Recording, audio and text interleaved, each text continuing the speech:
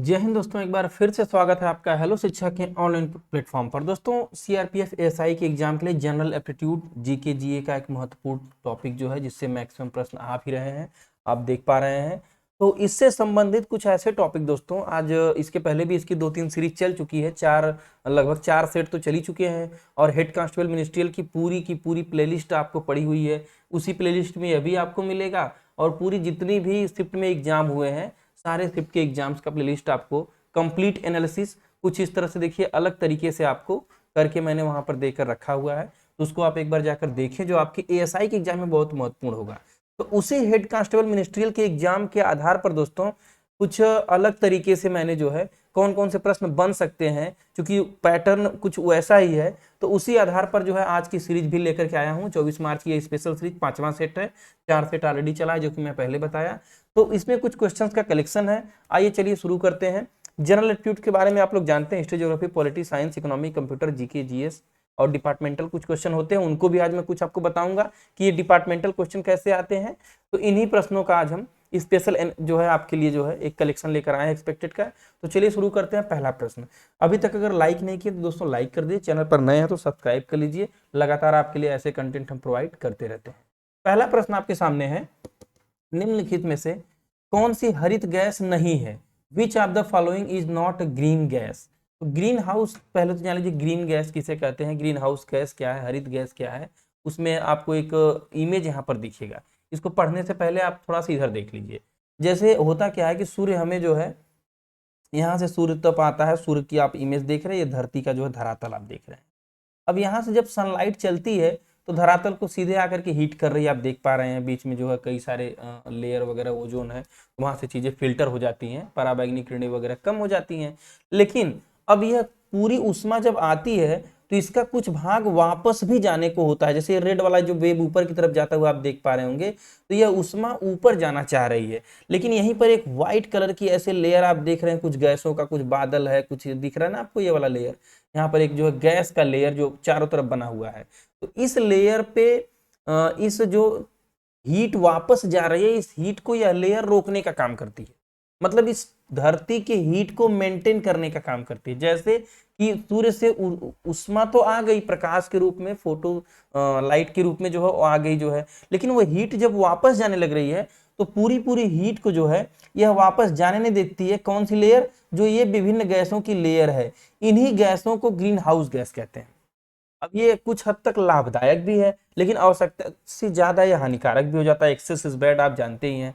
तो जब ये तापमान थोड़ा ज्यादा रहता है तो वनस्पतियां, जीव जंतु फलते फूलते हैं, बढ़ते हैं, ये बात सही है।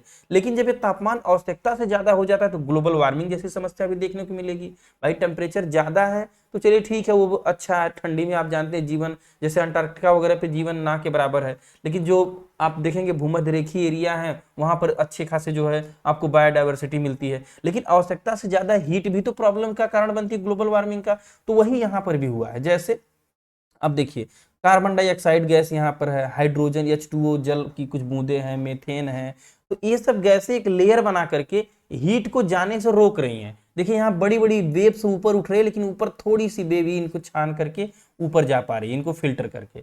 उसी तरह उन्हीं गैसों को ग्रीन हाउस गैस कहा जाता है, जो गैसें ये लेयर बनाती हैं। अगर अभी तक आपने नहीं समझा तो ये समझ लीजिए कि सूर्य से आने वाली उष्मा को जो गैसें वापस जाने से रोकती हैं लेयर बनाकर, उन्हें ग्रीन हाउस गैस कहा जाता है। इनका दुष्परिणाम क्या है कि ग्लोबल वार्मिंग बढ़ जाती है। और सकारात्मक बात करें तो थोड़ा सा वनस्पतियों के लिए लाभदायक भी होता है। अगर तापमान बढ़ा रहता है तो जीव जंतु एवं वनस्पतियां फलते फूलते हैं, डाइवर्सिटी, बायोडाइवर्सिटी की चीजें भी बड़ी होती हैं। तो वो गैसें कौन कौन सी है, उन्हीं के बारे में यहाँ पूछा गया था। जैसे carbon dioxide, nitrous oxide, methane, chlorofluorocarbon, वाष्प यानी जल वाष्प जो H2O आप देख रहे हैं, जल की बूंदे, और ओजोन। यही गैसें वो हैं जो सूर्य की हीट को वापस जाने से रोकती हैं। इन्हीं को ग्रीन हाउस गैस कहते हैं। तो इनके अलावा जो ऑप्शन में नहीं रहेगा उसको जो है सिलेक्ट करना था। ये क्वेश्चन आपको पूछा हुआ था। तो कैसा लगा दोस्तों? अगर समझाने का तरीका आपको समझ में आ रहा हो तो सब्सक्राइब जरूर करिए। डेली ऐसे क्वेश्चंस आपको मिलते रहेंगे। वृक्ष का सबसे अंदर वाले भाग को क्या कहते हैं? अब ये देखिए, यह क्वेश्चन मैंने टाइप नहीं किया है, बल्कि पिछली जो एग्जाम हुई थी एएसआई स्टेनो की, उससे मैंने इसको जो है लिया है। लेकिन उसमें आपको समझने का थोड़ा मौका नहीं मिल पाता कि कैसे क्या है, किसकी बात हो रही है। आंतरिक वक्कल, दिल कास्ट, मेडुला किरणें, पिथ, इधर भी वही inner bark, heart wood, medulla rays, medullary rays, pith. अब ये क्या है आप ऐसे नहीं समझ पाएंगे, लेकिन इमेज देख करके आपने अंदाजा लगा लिया होगा व्हाट इज द जो है inner most part of the tree. जैसे आप ये पूरी ट्री का एक जो है ऐसे राउंड कटा हुआ सीधा आप देख रहे हैं। अब इसमें है क्या कि जो लाइन लाइन आप देख रहे हैं, तो आपको पता होगा, आपने बचपन में पढ़ा भी होगा जो है जूनियर हाई स्कूल वगैरह में, कि इससे हम पेड़ पौधों की उम्र का पता लगाते हैं, इनके जो लाइफ का पता लगाते हैं कि हर साल में यह एक लेयर बढ़ता है, तो इसको काउंट करके हमें जान लेते हैं कि ये कितने वर्ष पुराना है। लेकिन अब यहाँ पर थोड़ा 2 कदम आगे चल के प्रश्न पूछ देते हैं कि ये बीच वाला जो एरिया है, जो देख रहे हैं आप एकदम कलर्ड एरिया, जो ब्राउनिश एरिया है, इसको क्या कहते हैं? तो यह हर्ट वुड है, पूरा दिल है लकड़ी का, जो वुड माने लकड़ी, यानी वृक्ष की लकड़ी है, जो उसका हर्ट है सबसे जिसको हीर बोला जाता है, मतलब एक तरह से जो हर्ट है वो यहाँ पर दिया हुआ है। जैसे यहाँ पर दिल कास्ट, आम बोलचाल की भाषा में इसको हीर भी कहते हैं कभी हमारी तरफ लोकल लैंग्वेज में। और उसके बाद बीच वाला जो एरिया है इसको सेप वुड कहा जाता है, जो है सेप वुड किनारे वाला जो एरिया है। बाकी इसकी स्किन तो आप छाल देख ही रहे हैं बाहर को, छाल तो यूज में आती नहीं, मेनली आपका जो है यही यहीं के बाद से यूज में आता है, जिसमें मोस्ट वैल्यूएबल पार्ट आपका ये हो जाता है, थोड़ा ज्यादा ही कठोर होता है, तो हर्ट वुड कहते हैं दोस्तों। ये सही उत्तर हो जाएगा। इसी के बाद अगला क्वेश्चन है असेंबलिंग क्या है। देखिए अब विभागीय प्रश्न यही होते हैं, मतलब इनको आप कहीं नहीं पाएंगे, एक किसी किताब में आपको जनरली नहीं मिलेंगे। असेंबलिंग क्या है? तो अलग अलग करना, तोड़ना, जोड़ना, पहले से तैयार पार्ट को जरूरत के अनुसार इकट्ठा करना। What is the assembling? To divide, break, to join, joining already prepare part for obtaining required. तो आप एक इमेज देखिए यहाँ पर, असेंबलिंग आप भी समझ पा रहे होंगे कि देखिए इन लोगों ने कोई बना बनाया, ये लोग कोई मैन्युफैक्चरिंग नहीं कर रहे हैं, बना बनाया पार्ट इन लोगों के पास है, उसी को अपना ठोक पीट कर कील वगैरह लगा करके ये असेंबल कर रहे हैं। तो सही उत्तर डी हो जाएगा, पहले से तैयार पार्ट को जरूरत के अनुसार कलेक्ट करना या इकट्ठा करना। अब कुछ यूनिट भी पूछता है। क्यूरी किसकी इकाई है? रेडियो एक्टिविटी की, ऊर्जा की, उष्मा की, ताप की। Curie is the unit of radioactivity, energy, heat, temperature. तो अब इसको समझिए। तो क्यूरी तो आपने देख लिया कि क्यूरी किसकी इकाई है, तो उसको आप समझ गए कि क्यूरी रेडियो एक्टिविटी की इकाई है।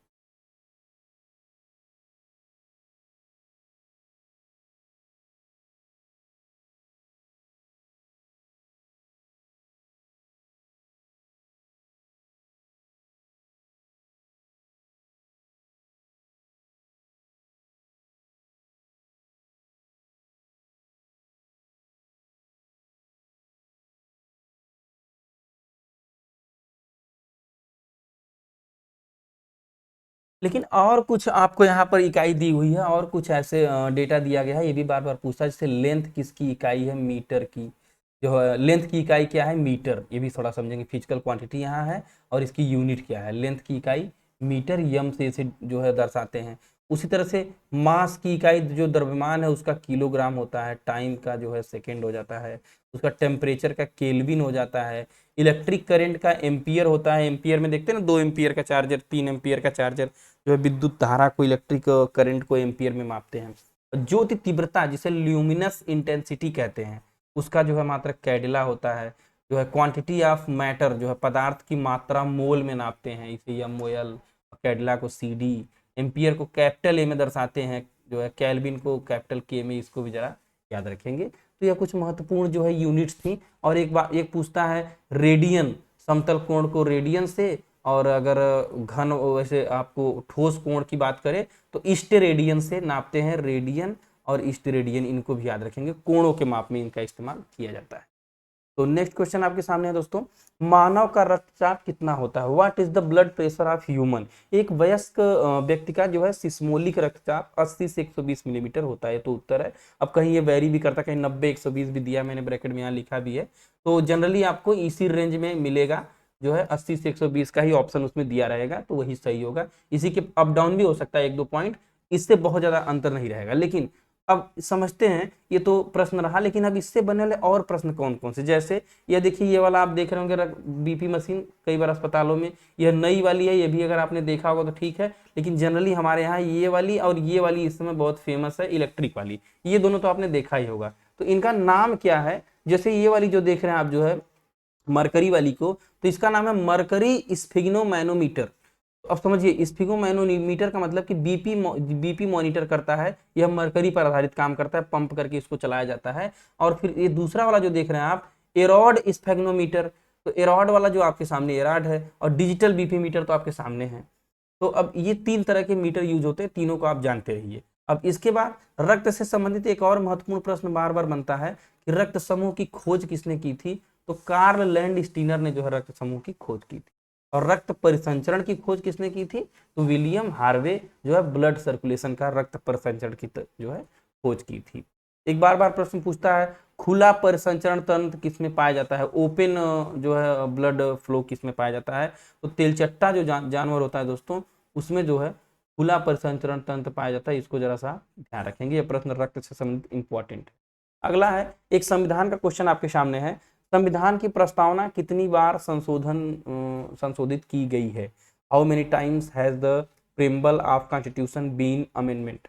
तो एक बार इसमें संशोधन होता है, और वह संशोधन क्या है जरा वो भी ध्यान से आप देखिएगा। 18 दिसंबर 1976 को भारत में आपातकाल के दौरान इंदिरा गांधी सरकार ने 42वें संविधान संशोधन द्वारा जो है कई बदलाव किए, जिसे मिनी कॉन्स्टिट्यूशन अमेंडमेंट भी कहा जाता है। इसमें मेन प्रस्तावना में क्या बदलाव होता है, क्योंकि प्रस्तावना में बहुत बदलाव कभी हुआ नहीं और बहुत ही ठोस चीजों को यहाँ डालने की कोशिश की गई। जैसे समाजवादी और धर्मनिरपेक्ष, ये 2 शब्द हैं, इन शब्दों को संप्रभु और लोकतांत्रिक शब्दों के बीच जोड़ा गया।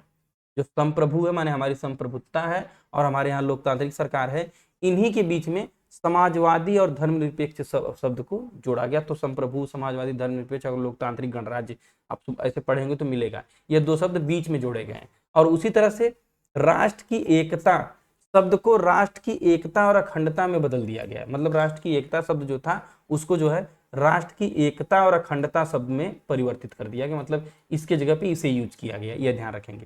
संविधान की प्रस्तावना की अगर बात करें तो 26 नवंबर 1949 को जो है ये अपनाई गई, जिस दिन हमारा कॉन्स्टिट्यूशन बनकर तैयार हो गया। और इसी दिवस को संविधान दिवस भी बोलते हैं, आप जानते हैं। 26 नवंबर को पूरी तरह से जो है 2 वर्ष 11 महीने 18 दिन में हमारा जो है कॉन्स्टिट्यूशन बनकर रेडी हो गया। लेकिन लागू इसलिए नहीं किया गया, लागू हम जो है 26 जनवरी 1930 का इंतजार कर रहे थे, क्योंकि इस दिन जो है बहुत इंपॉर्टेंट दिन था। इस दिन जो है हम पूर्ण स्वराज की घोषणा वाला अधिवेशन जो है हमारा कांग्रेस का हुआ था, और पूर्ण स्वराज का लक्ष्य इस दिन रखा गया था। तो इस डेट को 26 जनवरी को ही हम अपनी स्वतंत्रता लेना चाह रहे थे, तो इसलिए इसको जनवरी तक का इंतजार किया गया। लेकिन कुछ पार्ट को, मैक्सिमम पार्ट को यहाँ पर जो है लागू कर भी दिया गया था, कुछ पार्ट को 26 जनवरी को लागू किया गया। नेक्स्ट क्वेश्चन आपके सामने है, ब्रह्म समाज की स्थापना कब हुई थी?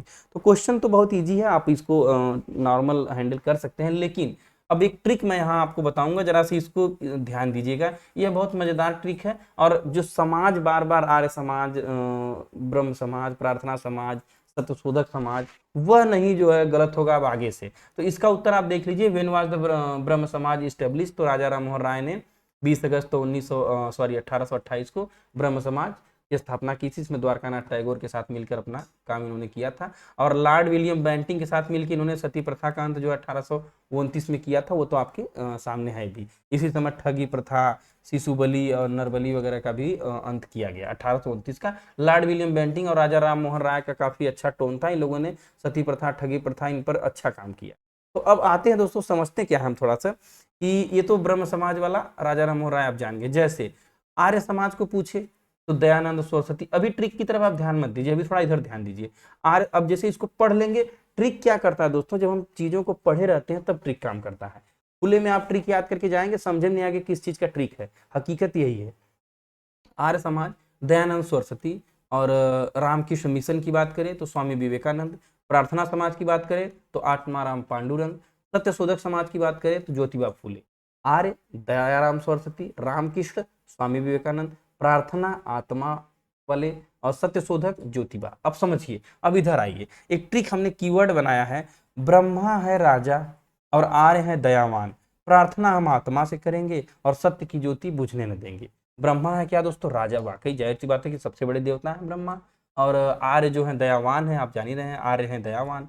और प्रार्थना हम आत्मा से करेंगे, भाई बिना आत्मा के आप प्रार्थना कर सकते? नहीं कर सकते। और सत्य की ज्योति बुझने न देंगे। अब समझिए, इसमें एक एक चीजों में एक एक आपका समस्या का सलूशन है। जैसे ब्रह्म समाज की अगर बात करें, अब यहाँ पे हम जरा सा इसको हाईलाइट करते हैं।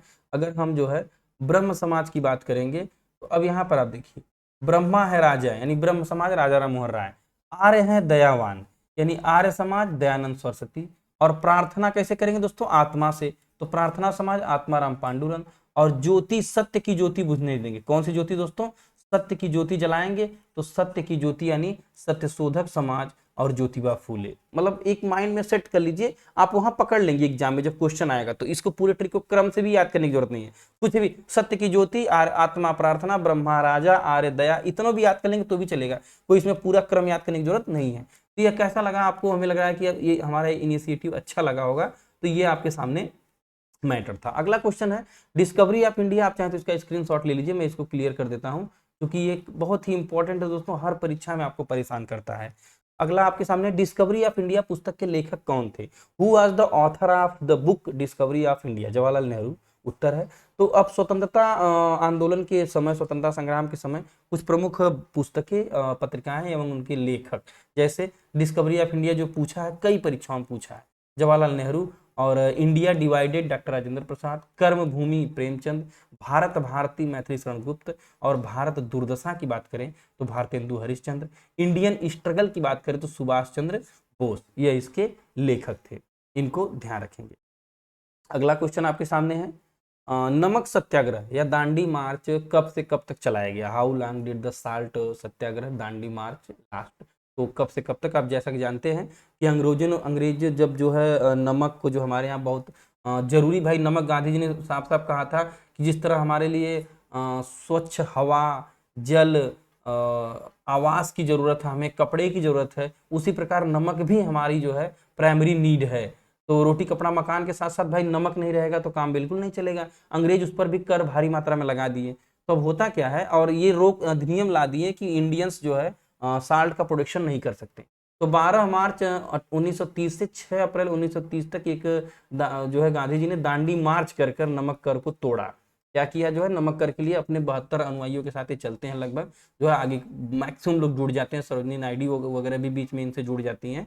तो ब्रिटिश एकाधिकार के खिलाफ प्रतिरोध का अहिंसक विरोध, भाई अहिंसा तो करते नहीं थे, अहिंसक विरोध ही जो है प्रत्यक्ष कार्रवाई अभियान के रूप में इन्होंने चलाया। और ये देखिए नमक, इनका हाथ देखिए, नमक जो है साबरमती के तट पर ये नमक बना रहे हैं, दांडी जाकर के, दांडी मार्च करके, दांडी जो है जाकर के वहां दांडी से नमक, मुट्ठी भर नमक बनाकर एक अंग्रेजों को मैसेज देते हैं कि भाई हमने नमक बनाया, अब इस कानून को हम तोड़ते हैं, नहीं मानते हैं। ये इनका प्रतीकात्मक विरोध था और यह सफल भी हुआ। आगे देखिए, अगला एक आपके सामने लिस्ट है दोस्तों, इसको जरा सा समझिएगा। 1857 से लेकर 1947 तक के भारतीय राष्ट्रीय आंदोलनों की सूची।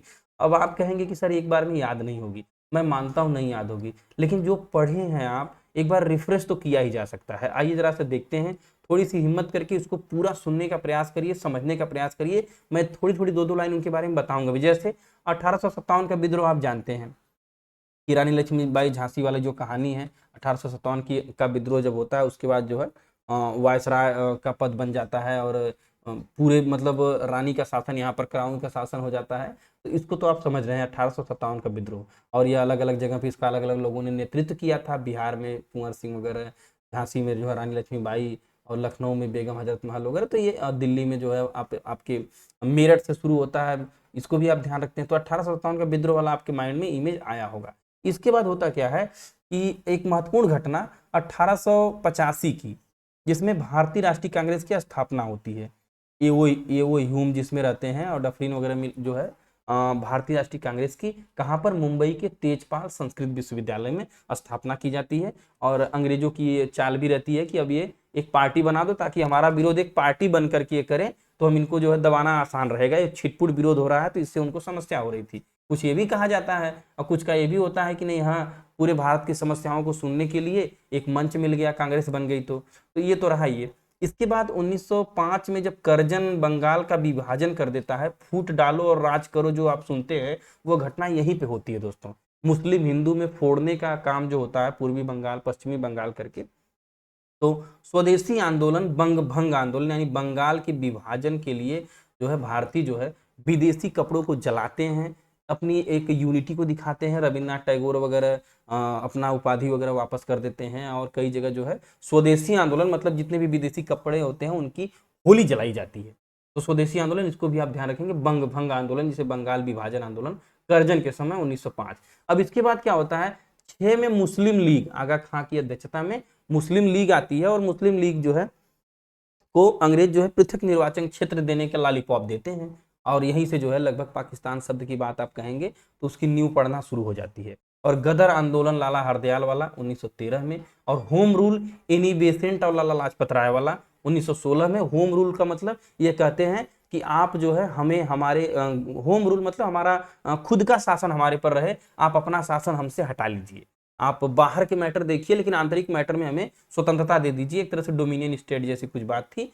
तो होम रूल की बात होती है, स्वशासन की बात होती है इसमें। और इसके बाद उसी समय आप जैसा कि जानते हैं 1915 में यहाँ पर मैं डाल नहीं पाया, गांधी जी आ जाते हैं, गांधी इज बैक। जब गांधी जी आ जाते हैं 9 जनवरी 1915 में, तो अब आने के बाद पहला चंपारण में जो है राजकुमार शुक्ल उनको बुलाते हैं और तीनकठिया प्रथा पर पहला सत्याग्रह चला देते हैं, चंपारण सत्याग्रह, और उनको सफलता भी मिलती है। हालांकि गिरफ्तारी वगैरह होती है 1917 में। चंपारण सत्याग्रह में नील विद्रोह में जो है 20 कट्ठे पर के जमीन पर 3 कट्ठे पर नील की खेती करने की बात होती है 1917 चंपारण। क्रम से सुनते चलिए दोस्तों, कहानी है माइंड में फिट होती जाएगी, सब याद आ जाएगा। इसके बाद इसको सफल बनाने के बाद उधर खेड़ा में जो है मिल मजदूर जो है आंदोलन करते हैं, अहमदाबाद मिल मजदूर और खेड़ा सत्याग्रह। इसमें 17 और 18 में सफलता मिलती है। ये भी एक आंदोलन बहुत बड़ा आंदोलन रहता है। लेकिन एक सबसे बड़ी घटना तब घटती है जब रॉलेट एक्ट, यानी कि जो आंदोलन गांधी जी चला रहे होते हैं उस आंदोलन में और कुछ क्रांतिकारी आंदोलन में, जो इतने भी जो भी आंदोलन अपने, चाहे स्वदेशी आंदोलन हो, चाहे गदर आंदोलन हो, होम रूल हो, वो चंपारण, इन सारे आंदोलनों में एक गिरफ्तारी में जब इनको समस्या होती थी तो अंग्रेजों ने एक काला कानून लाया, बिना अपील, बिना दलील, बिना किसी कोर्ट कचहरी न्यायालय में जो है कोई चलने वाला कानून ऐसा कि जिसमें कोई दलील नहीं दे सकते, कोई अपील नहीं दे सकते, कोई वकील नहीं कर सकते। इसलिए इसको काला कानून कहा जाता था। सीधे गिरफ्तार करो और जेल में ठूस दो, ऐसा कानून था। और इसी का विरोध करने के लिए जलियांवाला बाग में लोग इकट्ठा होते हैं, जहां पर गोलियां भी चलाई जाती हैं, अब जैसा कि आप जानते हैं, जनरल ओ डायर द्वारा। तो वो घटना जलियांवाला बाग वाली आपकी 1919 वाले रॉलेट एक्ट के विरोध में सत्यपाल और किचलू, डॉक्टर सत्यपाल और किचलू की गिरफ्तारी का विरोध करने के लिए लोग इकट्ठा रहते हैं। और इसके बाद गांधी जी जो है 1920 और 1920 दोनों याद रखेंगे, खिलाफत आंदोलन यानी असहयोग आंदोलन जो होता है वह 1920 में खिलाफत आंदोलन शुरू करते हैं, और असहयोग आंदोलन इसी के साथ शुरू होता है, नॉन कोऑपरेटिव मूवमेंट, कि अब हम आपके स्कूलों का बहिष्कार करते हैं, हम आपकी कचहरी का बहिष्कार करते हैं, अंग्रेजों की बनाई हुई सारी संस्थाओं का बहिष्कार करना, हम आपके किसी काम में आपका सहयोग नहीं करेंगे। भाई आप राजा हैं, हम जनता हैं, जब हम आपके राज्य को यानी आपके शासन को, कानूनों को मानेंगे नहीं तो आप काहे का राजा। तो ये 1920 का होता है। फिर 28 में आता है बारदोली सत्याग्रह, जिसको लीड करते हैं सरदार वल्लभ भाई पटेल। और 30 में नमक सत्याग्रह, जो अभी प्रश्न में पूछा हुआ था, जैसा कि आपने ये वाला देखा है। देखिए यहाँ से एक प्रश्न, नमक सत्याग्रह, दांडी मार्च 1930। और सविनय अवज्ञा आंदोलन 1930 में भी होता है, जिसके बाद गांधी इरविन समझौता करके इसको रोक करके फिर गोलमेज सम्मेलन में गांधी जी जाते हैं। और भारत छोड़ो आंदोलन 1942 में, क्विट इंडिया मूवमेंट, ये जो है ये भी गांधी जी का महत्वपूर्ण आंदोलन रहता है। तो ये रहे आंदोलनों की सूची दोस्तों, इनको जरा सा आप याद रखिएगा, स्क्रीनशॉट लेकर जोड़ा। इनको अगर कोई आपको न भी समझ में आए तो मेरा एक सुझाव है, इनको आप गूगल करके किसी का नाम सेम इसी तरह गूगल में लिखेंगे तो पढ़ने को मिलेगा दोस्तों। अब तो सबसे बड़ा टीचर गूगल, आप वहां से डेटा पाएंगे और उसको पढ़ पाएंगे, तो आपको हिस्ट्री थोड़ी सी क्लियर होगी और रिवाइज कर पाएंगे। इसका नेक्स्ट क्वेश्चन है, T20 सीरीज 2023 में भारत के कप्तान कौन थे? तो हार्दिक पांड्या थे, इनको भी ध्यान रखेंगे। और बीसीसीआई के चेयरमैन पूछता है रोजर बिन्नी, आईसीसी के ग्रेग बर्कले, और खेल मंत्री श्रीराम ठाकुर याद रखें। भारत ने हाल ही में विश्व बैंक से कितना लोन लिया था?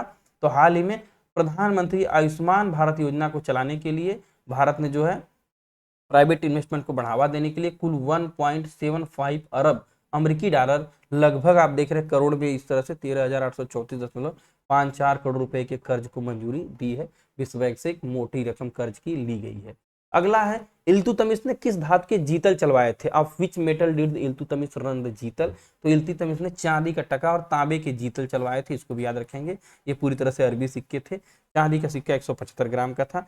जीतल अथवा जित्तल सल्तनत काल का प्रचलित एक चांदी का सिक्का था, देखिए आपके सामने यहाँ इमेज लगा भी है, ये इल्तुतमिश है। और सिक्कों संबंधित कुछ प्रश्न देख लीजिए।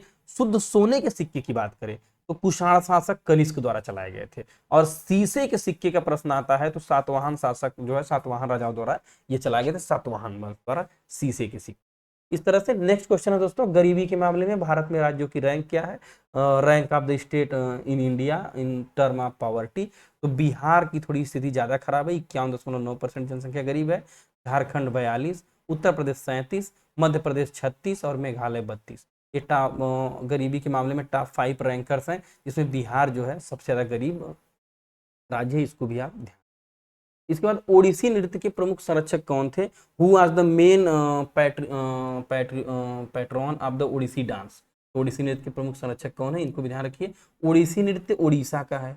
अब इससे संबंधित पूरा डेटा क्यों न जान लिया जाए। यह भरत मुनि के नाट्य शास्त्र पर आधारित है। मुख्य संरक्षक तो यहाँ पर दिया है, आप देख लिए होंगे, लेकिन इसको हम बहुत नहीं, लेकिन मेन आपका जो डेटा है तो प्रश्न आ चुका है। लेकिन इससे बनने वाले और प्रश्न जो सीआर हेड कांस्टेबल मिनिस्ट्रियल के आधार पर एसआई में पूछ सकता है। जैसे मुख्य भाव इसका क्या होता है दोस्तों? समर्पण एवं आराधना का। 12वीं शताब्दी में इसे वैष्णव धर्म एवं भक्ति पर इसका बहुत बड़ा प्रभाव था। इसके प्रमुख पात्र पूछता है, कई बार पूछा है, मोहन महापात्र को और केलुचरण महापात्र को। मोस्ट इंपॉर्टेंट, इनको तो वेरी वेरी इंपॉर्टेंट आप कह सकते हैं, कई बार पूछा हुआ है। इसका पंकज चरण दास और मायाधर रावत ओडिसी के प्रमुख जो है गुरु हैं, जिसमें केलुचरण महापात्र और मोहन महापात्र इंपॉर्टेंट है। उड़ीसा का ओडिसी नृत्य आपको मैप में यहाँ दिखाया गया है। अब कुछ लोक नृत्य एवं उनके राज्य जरा ये भी रिवाइज कर दो, जिस तरह से आपने आंदोलनों को रिवाइज किया। जैसे असम का आप देखिए, बिहू है, बगरुम्बा है, झुमरा है। इंपॉर्टेंट मैं बोलूंगा, बाकी सामने आपके पूरा, आप चाहें तो स्क्रीनशॉट ले सकते हैं। उत्तर प्रदेश का रासलीला है, नौटंकी है, कजरी है और चरकुला है, याद रखिएगा। जम्मू कश्मीर का राउफ है और लक्षद्वीप का जो है परिचा काली है, याद रखिएगा इसको भी। आगे जो है आंध्र प्रदेश की बात करें तो बथुकंबा की बात करें तो मर्दाला और छड़ी यहाँ का प्रमुख पूछा हुआ परीक्षा में प्रश्न है। और बिहार का छऊ तो ना भूलिएगा, छऊ, सरहुल और इसके बाद जो है एक है झीका। ये सब जो है बिहार और झारखंड दोनों में पूछता है। ऑप्शन एक ही देगा, लेकिन दोनों जगह किया जाता है और दोनों में पूछता है कि झारखंड का भी छऊ सही हो जाएगा और बिहार का भी सरहुल। इस तरह से दोनों में लगभग भाई एक ही पहले राज्य था तो बंटवारा हो गया, लेकिन नृत्य थोड़े नहीं, नृत्यों का बंटवारा थोड़े नहीं हो सकता है। पंजाब का भांगड़ा गिद्दा, ये याद रखिएगा, पूछता इंपॉर्टेंट है। लद्दाख का हेमिस लोक नृत्य भी है और हेमिस फेस्टिवल भी है। छत्तीसगढ़ का गौर सुआ राउत, ये याद रखिए। और देखिए झारखंड में आप देखेंगे, देखिए छऊ और सरहुल यहाँ पर भी दे रखा है, तो झारखंड का भी लोक नृत्य छऊ और सरहुल है। इसका त्रिपुरा की बात करें तो गरिया, बीजू, भोजगिरी, मोस्ट इंपॉर्टेंट। दादर नगर हवेली की बात करें तो दिवसो भावड़ा है। और पश्चिम बंगाल में आप जरा सा ध्यान दीजिएगा, जो है कीर्तन प्रमुख लोक नृत्य है और रामवेश, जात्रा और बाउल। ये वैसे हैं जो एसएससी या हर एग्जाम जो है, चाहे सीआरपीएफ हो, एसएससी हो या अलग अलग जो इस एग्जाम होते हैं दोस्तों, उनमें पूछता है। और ये कहीं मिलते लोग को यार कहाँ से पूछ रहा था, यही पूछता है। उड़ीसा का भी देखिए छऊ सटा हुआ है बिहार से, बिहार झारखंड से, तो छऊ यहाँ पर भी है ना। दंडनाट, सवारी और गरुड़ वाहन यहाँ का लोक नृत्य है, इसको ध्यान रखिए। राजस्थान का घूमर प्रसिद्ध है, घूमर, घापाल और गणगौर, मोस्ट इंपॉर्टेंट। और इसी के बाद गीदड़ नृत्य भी यहाँ का लोक नृत्य है। और गोवा का दक्कनी पूछा है कई बार, दक्कनी और झागोर। मध्य प्रदेश का उसी तरह से नवरानी और चैत, सुआ, मांदरी। और महाराष्ट्र का लावड़ी तमाशा, याद रखिएगा, लावड़ी और तमाशा सुने होंगे आपने इसको, लावड़ी तमाशा महाराष्ट्र का। मणिपुर का इसी तरह से है, तो मणिपुर की बात करें तो मणिपुर का भी जो है राखाल, महारास, बसंत राम इंपॉर्टेंट है। मेघालय का खासी गारो जयंतिया, यहाँ गारो खासी जयंतिया जनजाति है ना, तो खासी जनजातिया का नोंगक्रोम पूछता है बार बार, याद रखिएगा नोंगक्रोम। और जयंतिया का वांगला लोक नृत्य, मोस्ट इंपॉर्टेंट। मिजोरम का पाकुपीला और नागालैंड का युद्ध नृत्य, मोस्ट इंपॉर्टेंट है। इसी तरह से अरुणाचल प्रदेश का मुखौटा नृत्य, ध्यान रखिए, मुखौटा नृत्य है, युद्ध नृत्य है, लेकिन इंपॉर्टेंट मुखौटा है। गुजरात का गरबा भी इंपॉर्टेंट है, गरबा, डांडिया रास, गणपति भजन, मोस्ट इंपॉर्टेंट है। हरियाणा की बात करें तो फॉग कहाँ चलता है, हरियाणा में पूछा हुआ प्रश्न है। हिमाचल प्रदेश की बात करें तो चंबा, महाथू, थाली, इंपॉर्टेंट प्रश्न है। कर्नाटक का Yakshagana, most important, Yakshagana very important, ये कई बार परीक्षा में पूछा, यक्षगान कर्नाटक का। और केरल का अट्टम, मोहिनी अट्टम, कृष्ण अट्टम, जो भी अट्टम देखिए, कुड़ी अट्टम, काली अट्टम, अट्टम लगा हो तो केरल का लोक नृत्य है, इसको भी याद रखिए, मोहिनी अट्टम वगैरह। तो कैसे लगी क्लास दोस्तों, ये हमारा टेलीग्राम चैनल है जहाँ पर इन सब की पीडीएफ को प्रोवाइड कराया जाता है। और अगर अच्छी लग रही क्लास, हमारा कंटेंट पसंद आ रहा हो तो वीडियो को लाइक करें, कमेंट में जय हिंद लिखें, अपना विचार दें, क्या यह कंटेंट आपके लिए यूजफुल है हमें बताएं। और शेयर करें अधिक से अधिक दोस्तों तक, अपने मोबाइल में कुछ ग्रुप में दोस्तों शेयर तो कर ही दें, जिससे हमारी भी थोड़ी सी हेल्प आप कर पाएँ। और इसके बाद सब्सक्राइब नहीं किए तो सब्सक्राइब जरूर करते हैं। जय हिंद, जय भारत। मिलते हैं अगले किसी इंटरेस्टिंग क्लास में।